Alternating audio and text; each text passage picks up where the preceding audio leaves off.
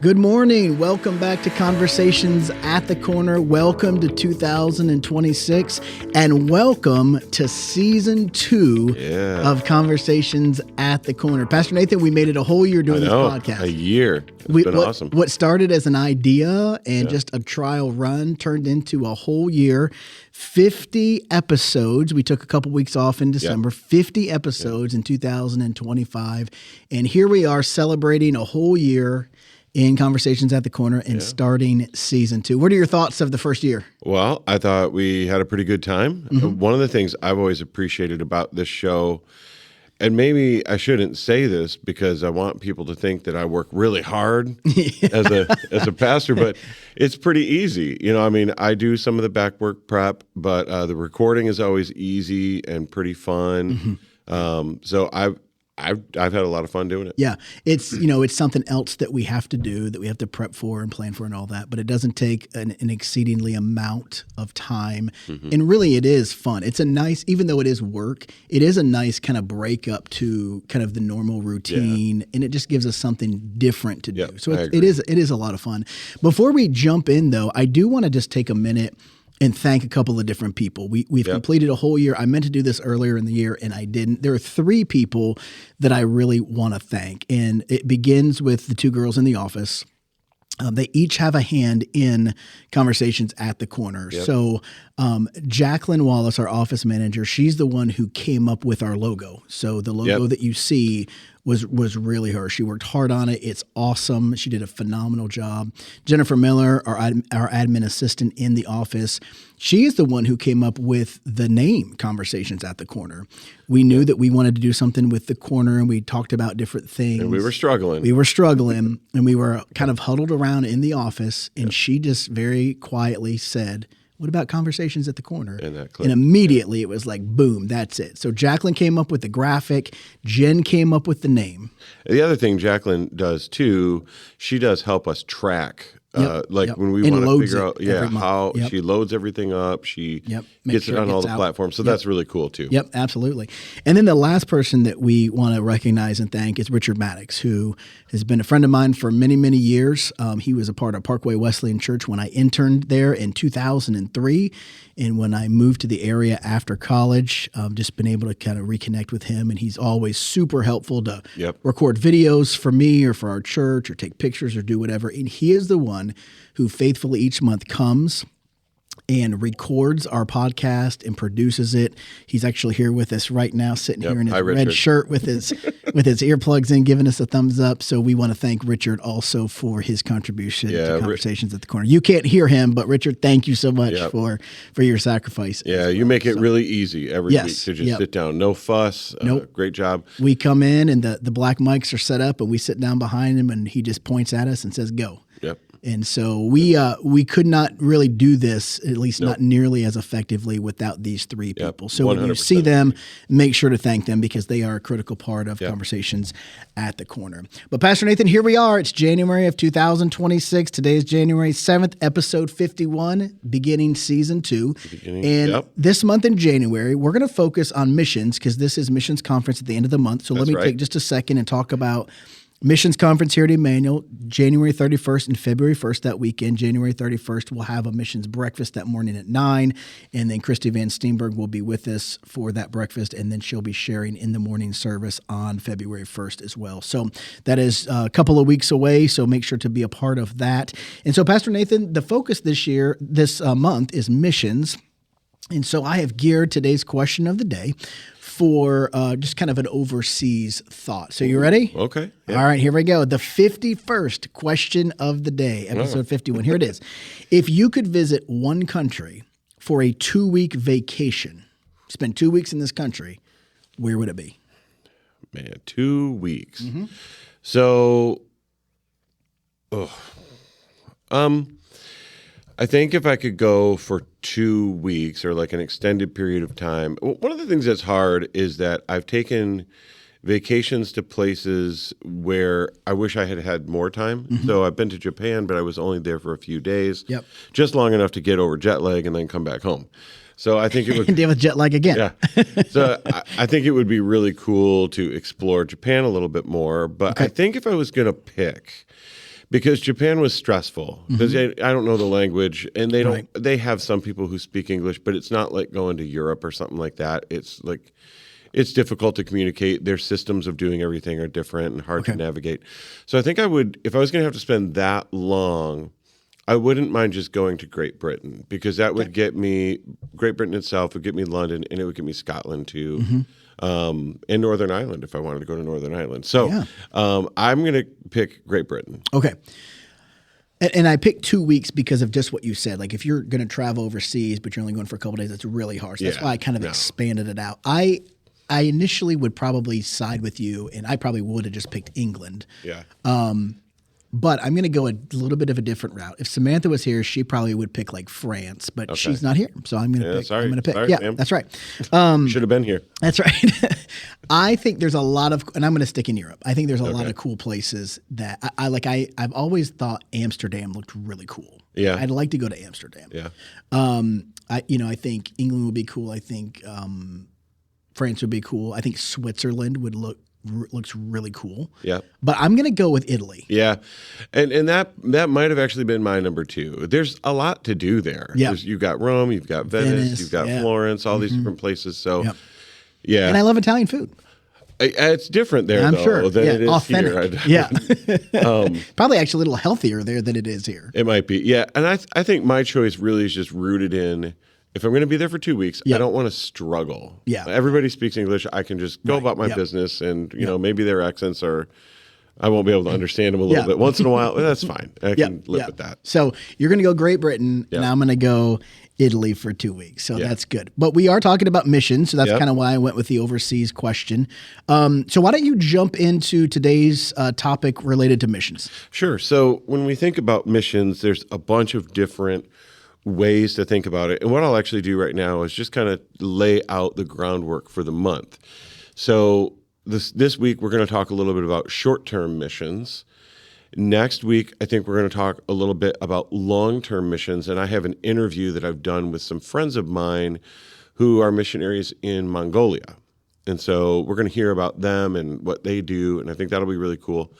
After that, I want to talk about missions as something that in the third week, we'll talk about missions as something that happens here at home. In particular, we'll talk a little bit about parachurch organizations and what they do and how they facilitate the mission right here, wherever we live, okay? And then lastly, in the fourth week, I want to talk about Acts, the book of Acts a little bit. And maybe I should have done that first, but whatever. We'll talk about the book of Acts and really talk about the transition from Israel to a church that would be looking to be worldwide. So right now we're going to talk about short-term missions. And so I have only been on one short-term missions trip. I know that you have been on one as well. Right. Mine was in Croatia. Okay. So kind of Eastern Europe there, right across the Adriatic Sea from Italy. Yours, you told me, was in Jamaica. Is that correct? Okay, yeah. So let's just kind of take turns telling each other stories. You tell me a little bit about Jamaica. What did you do there? What was it like? All that. So it was my senior year of high school, and there was a dentist in my church that he went for several years in a row, and it was kind of a dental missions trip. So, many people in Jamaica, it's a very poor country. So they don't have dental work, they don't have insurance, all that, and they've got really poor dental hygiene. So he would go, and it was, we would go to like a different town or village throughout the time we were there, 2 or 3 days, I think we went to these places. And throughout the day, there would be like a dental clinic. And so people would come in for cleanings or cavity fillings, or a lot of extractions happened. Stuff they wouldn't be able to get normally. Right. And he's just offering as a dentist. Yeah, for free. Okay, yeah. And then in the evenings, we did like revival services in the towns. And so the minister of music went from our church, and then the top assistant pastor went. And I played drums in the evening during the services. I'd kind of help out during the day and do whatever needed to be done. But I didn't do a lot during the day, just help people get in line or whatever. So my main gifting or area of service was in the evenings services. In the music, okay. So I played, and let me tell you, you've not been to church until you've been to church in Jamaica. So they worship hard and loud and exuberantly, and it was really awesome. And so it was dental work during the day. services at night. In one of the villages we were in, there was, if I remember correctly, there was a stabbing in the street. Oh. Yeah. Okay. And I think it was like over like line position or something having to do with us being there, I think. But it was, I've never seen anything like that. Yeah. So it was a little scary, but I got home. And do you want me to talk about like how it impacted me, or you just want to start with? We'll talk about that in a minute. Okay. So yeah, mine was to Jamaica. I think it was about a week. Okay. We flew from Detroit to Miami and Miami to Montego Bay. And, Yep. and then at the end of our kind of dental trip, I think we had 2 like leisure days there. So we got to just hang out. Yeah. I think that was maybe my first exposure to marijuana as well. Like this guy's just openly smoking weed. I'm like, what is that smell? Well, you are in Jamaica. So yeah. Okay. But that was my experience in Jamaica. Okay. So I had a similar thing. So right after I finished high school, so it was after my senior year, I didn't have any connections within our church. I really just was kind of like, I want to go on a short-term missions trip. Mm-hmm. And so my pastor kind of looked at some of the offerings that were going on at the time. I guess it was through the Wesleyan Church. I don't think it was through Global Partners. I don't know if they were working with Global Partners at the time or what it was, but there were a few different options, and I went with the cheapest one because of how much money I had. Yeah. The church was going to help me raise a little bit too, but I was going to pay for it. So I was kind of like, well, I picked Croatia. I didn't know anything about Croatia at all. I picked it, and it was an English camp. So similar to the way, so when you went to Jamaica, you've got this dentist who's offering a service during the day. So it's a very practical thing.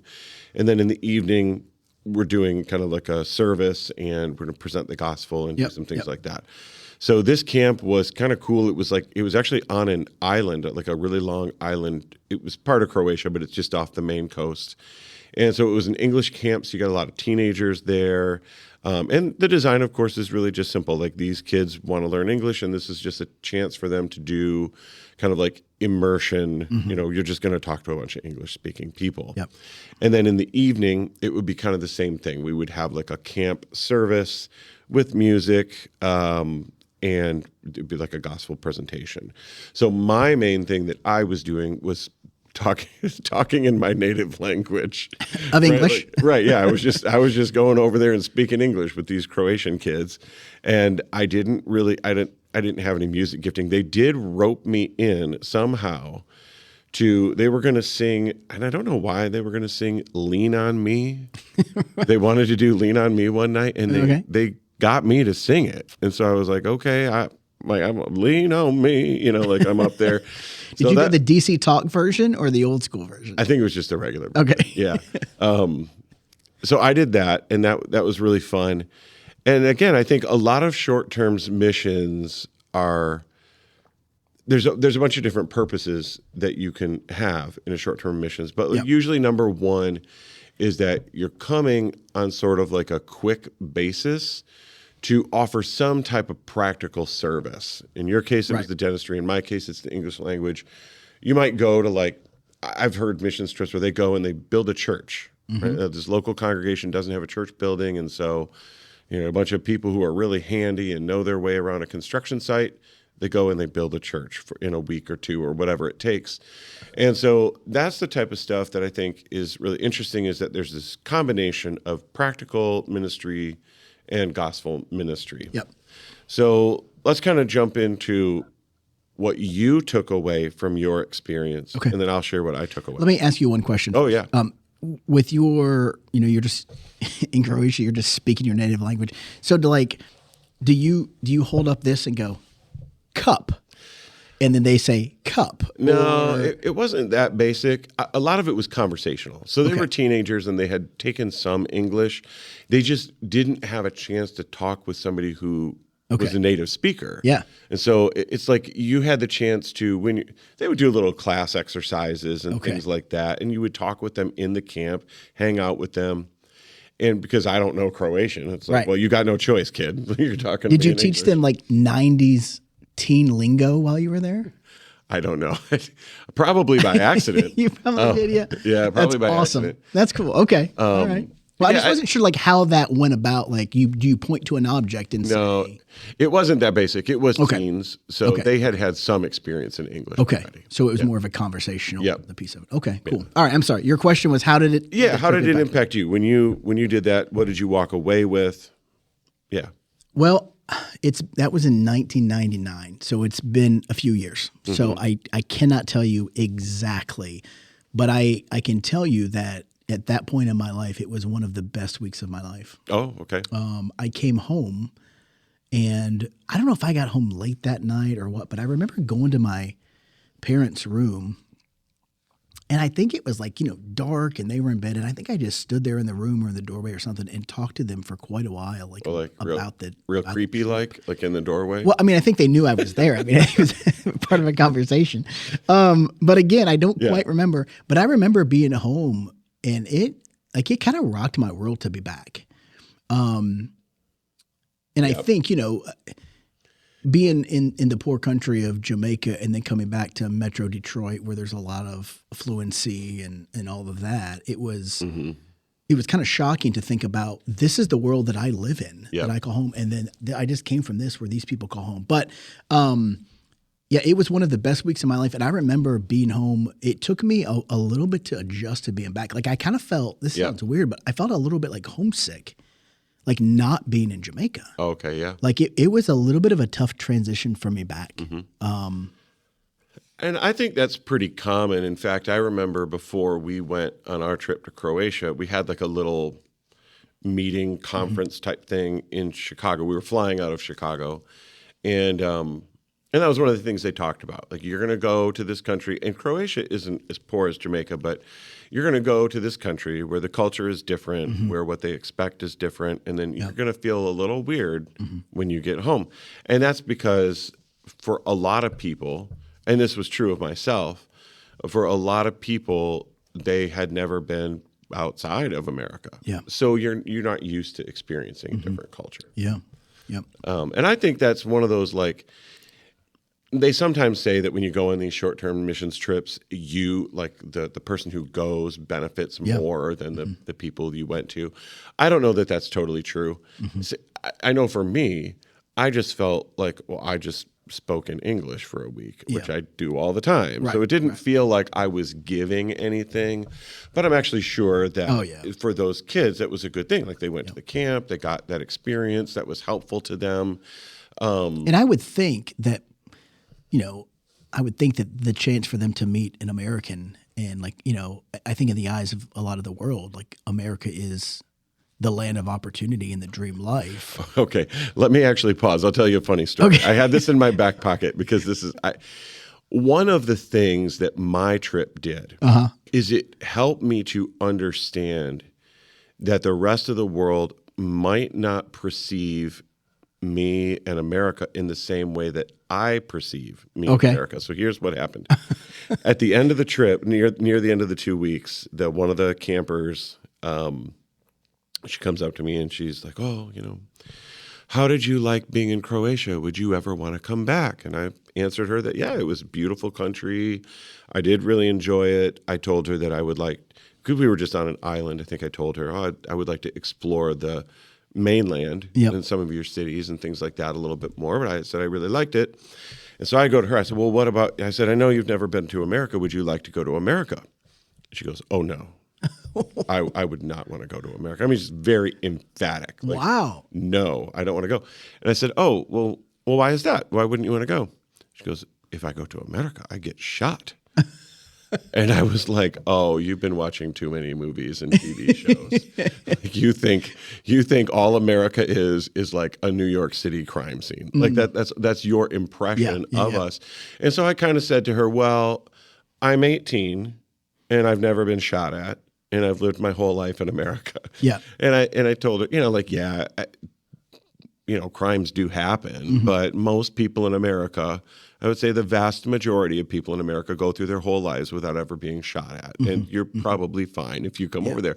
But that really kind of opened my eyes to the idea that, a person in Croatia, they just, and just like me, I don't really know anything about Croatia. You know what I mean? If I sit there and I try to say, oh, Croatia this, Croatia, I don't know squat. Right. You know what I mean? Yep, Like that's ridiculous.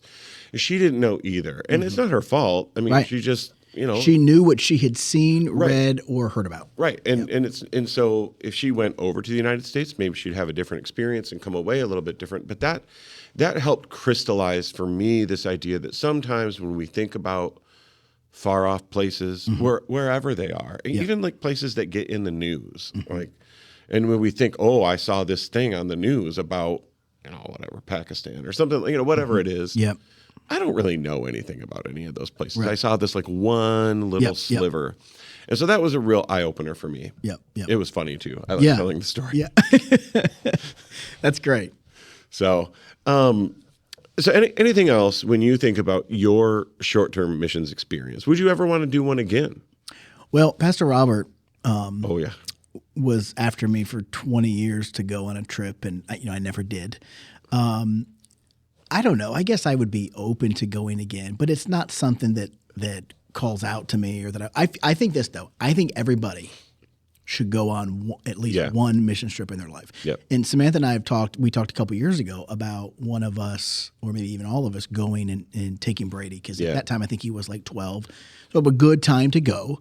But talking about getting him on the mission field, and I don't know that Samantha's ever been on a short-term mission trip either. Okay. So even getting her on the missions field. Yeah. So I think everybody should go on one trip over the course of their life. I really do. Yeah, I kind of agree with that. I think, again, if nothing else, it just gives you that opportunity to realize that people live in different ways. Yep. People understand the gospel in different ways. People need to have different needs. I would never think, like dentistry is a good one. I take dentistry for granted. Right. Yes, it costs us some money, but we have access to it. Right. If you're living in Jamaica, you don't realize, or if you're living in America, you might not realize that dentistry is an actual, they don't have it. Yeah. So I think that's just kind of a good, get yourself out of your own backyard a little bit. Yeah.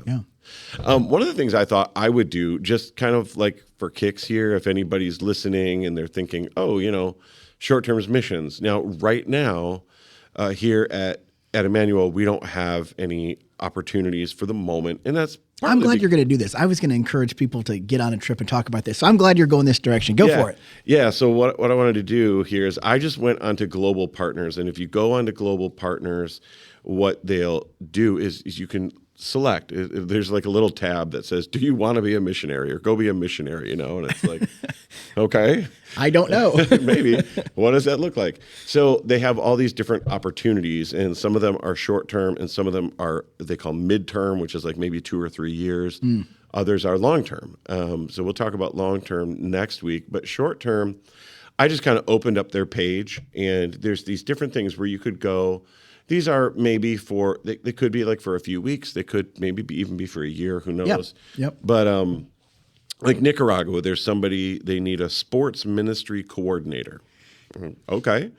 There's English teacher in the Czech Republic. So they're looking, that's probably at a school. It's probably right up your alley. There you go. You got experience in that. I can speak some English. There you go.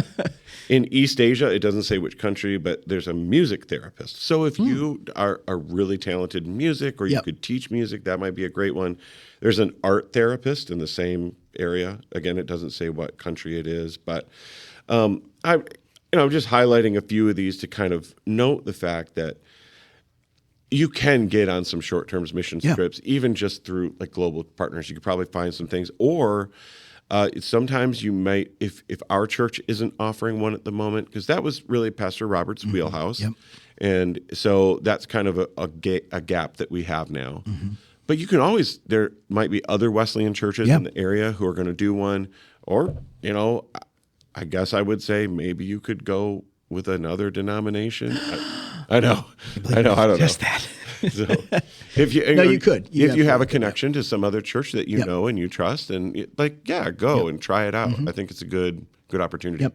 In our district missions team, they should be communicating to churches about upcoming opportunities and trips as well that we could hop in on that. Yeah.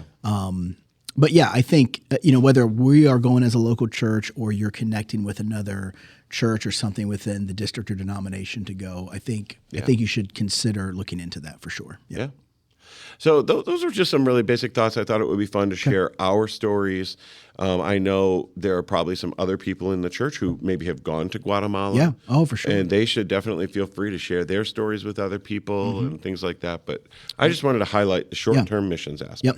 And I think when you think about missions, your initial thought is either career missionaries that are on the field or short-term trips. Right. Missions is more than that. We're going to talk about that throughout the month, but I think initially that's a great place to start because that's where we think. It is. And one of the things that I would say is it would help. So I think each person is going to have a greater or lesser degree of cross-cultural tolerance. Let's put it that way. That's a great way to put that. Okay. Like, can you go to another country and can you adjust yourself? Not everybody can do that. And realizing that it's their way, their custom, their culture. You're in the minority. Yeah. It's not what you're normally used to. Yep. You have to adjust. You do. You have to adjust 100%. And that process is hard, but even just going on a short-term trip could help you think a little bit about some of that. Am I able to? What did I do? The couple that we're going to interview next week, that was part of it. They went on a short-term trip to Mongolia. They came back, and then they kind of realized, maybe, and they'll talk a little bit more about this, but they realized it could be a long-term thing. Yeah. I think one other thing that short-term mission trips do is that it really helps us see the kingdom beyond ourselves. Yes. Helps us see the kingdom beyond our culture, our context, our church, even our denomination. Yep. And even if, we served a Wesleyan church and a Wesleyan pastor. I think her name was Pastor Irene Gordon, if I remember correctly, in Jamaica. So she was a Wesleyan pastor, but the Wesleyan church in Jamaica looks much different than it does I'm sure. in Roanoke or in Washington, Michigan at the time where I was from. So even though you're a part of the same umbrella, the same denomination, it looks vastly different. Yeah, it helps us see that. And I think there's even just some value in understanding that there are Christians all over the world. I don't think people intentionally do this, but I think sometimes we can just get the impression that Christianity is like the American expression of Christianity is the expression. Well, not really. And I'm sure other people, if you're Irish or if you're, Mongolian or whatever, you might have the impression that the Irish expression is the only expression or the Mongolian expression. And I don't think that that's bad because that's your culture and your context, your understanding. But it can be bad if you don't kind of have the imagination to realize that there are other people who do it. Or if you say, no, that way is wrong. Yeah. Well, is it wrong? If it's against Scripture, it's wrong. Right. But if it's just more demonstrative or whatever, that doesn't mean it's wrong. It means it's different. Yeah. So no, we were missionaries in Bolivia. Yeah. And if you go to a Bolivian church service, it's like 2 to 3 hours long. That's wrong. Okay. Can you imagine if our service went from an hour and 15 to an hour and a half to 2.5? We'd clear this place out. we find a new church home. The American people American church would not appreciate that. But that's the thing. For me, it's wrong. Like, it's not wrong morally, and I know that. But it's like, oh man, I'm tired out by the end of that. But you got to learn to adjust. Yeah. Absolutely. Yeah. Well, thank you for sharing that. Why don't you give a quick promo of what next week is going to be? Yeah. So next week, I've got some friends that I met in college. Their names are Jen and Corey, and they're really cool people. They, about, 6 or 7 years ago, they became missionaries to Mongolia. And one of the things that they're really trying to do there, one of the reasons I value their work quite a bit, is that they are trying to help the Mongolian church stand on its own 2 feet. Mongolian church, they're not a lot of people. They don't have a lot of the processes and organization that we would here. So they go and they really help those churches learn how to organize, even just learn how to do basic things like run a board meeting, right? Like they just don't have that kind of organization. So they do a lot of that work. So they're trying to get themselves in a position where I think the ideal would be they could leave one day and that would be fine because the church would be ready to function. Yeah. But I'm excited for you guys to hear that. I've already had the conversation, so but I'm excited for you guys to hear. Well, that'll be cool. That'll be next week. So, Pastor Nathan, thank you for leading this discussion about short-term missions trips, and we'll look forward to your interview with some missionaries from Europe. Are they in Europe? No, Mongolia. Mongolia. Sorry, Mongolia. Yeah. Next week, that'll be a part of next week's Conversations at the Corner episode. So we are excited about that. Well, thank you guys for joining us. Episode 1 of Season 2, episode 51 overall. Let me pray with you, and then we'll get you out of here. Lord Jesus, thank you for this new year. Thank you for this day. Thank you for this new season of Conversations at the Corner. Lord, thank you for giving Pastor Nathan and I this platform to continue to speak into the lives of our people. Lord, I pray that you would take our efforts through this podcast and bless it. Lord, I pray that you would be with missionaries throughout the world. Lord, not only Wesleyan missionaries, but every missionary that goes to a foreign land in your name and with your power. God, I pray that you would protect them and provide for them and make their ministries fruitful. God, I do pray for the missionaries that we support here at Emmanuel. God, I pray that you would meet all of their needs, that you would protect them, that you would flourish their ministries. Help us to be a blessing to them in the way that we support them and partner with them. And God, I pray that you'll be with our listeners today. Lord, I pray that you would give them a great day. May they be ambassadors for Jesus and with everybody that they come across today. Lord, I pray that you would just give us a great rest of the day. May we walk and live in your spirit. In Jesus' name, amen. Join us next week. Episode 52 next week. Pastor Nathan will have this interview with some missionary friends. Same time, same channel next week. Keep rolling, Emmanuel.